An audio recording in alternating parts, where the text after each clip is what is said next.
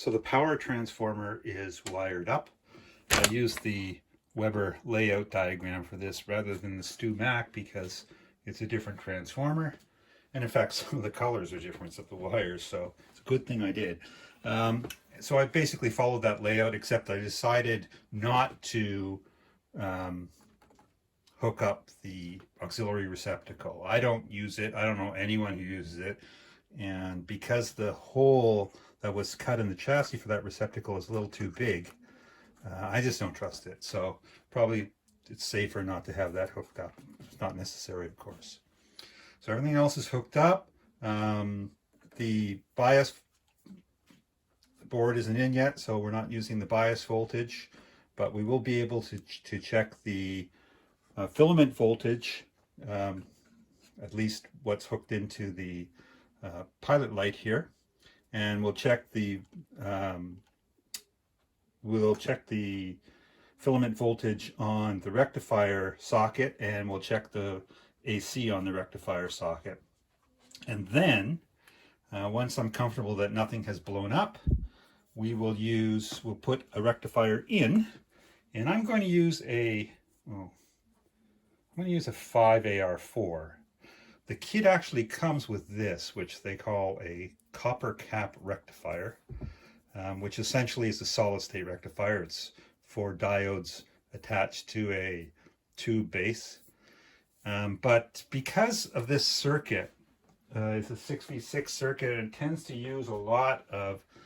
tends to put a lot of strain on those 6v6 power tubes. So I want to keep the voltage down a little bit, and the solid state rectifiers typically will produce more voltage.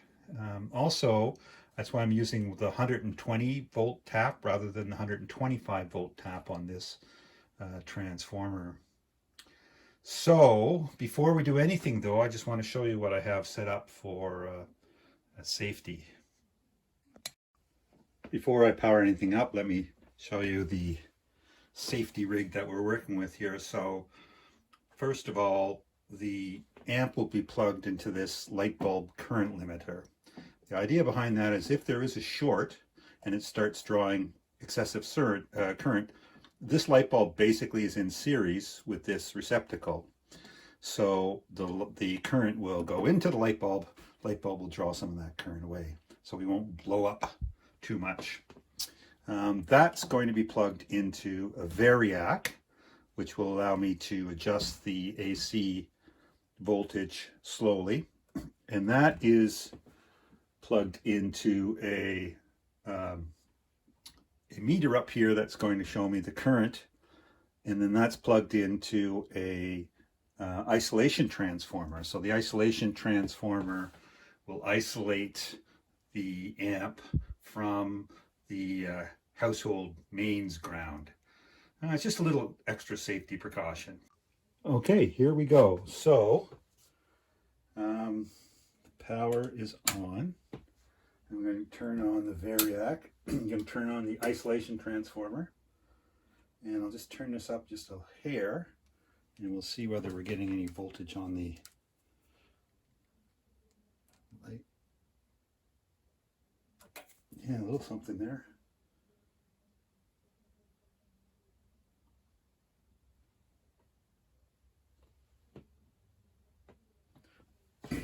You can see the light's actually starting to light up a bit. 1.5 volts. There should be 6.3 or somewhere around there. Let me take a look, see that we're actually getting voltage. Yep, so we're getting voltage to the rectifier tube as well.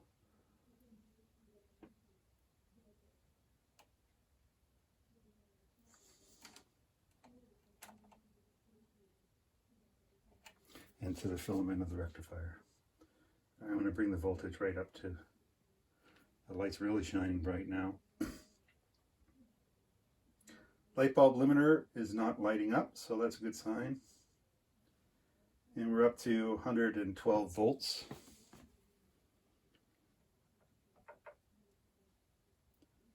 .47 on that, so that's great. And 5.0 for the filament of the rectifier, which is dead on. And this is going to be high. 268 there. And the light bulb limiter is going to impact on the voltage just a little bit. And of course, there's no load on this as well. So it should be a little higher. But anyhow, all of that looks good. So maybe it's time to see whether we can produce some DC with a rectifier in it. Okay, here we go.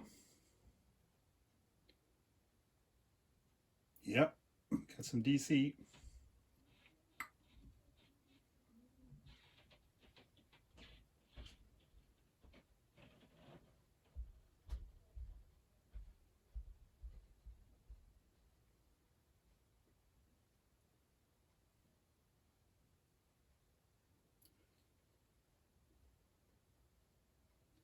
Yeah, we're up to full voltage now, and 255 volts DC, so that's with the light bulb limiter. Yeah, that's good. Hooray. So far, so good.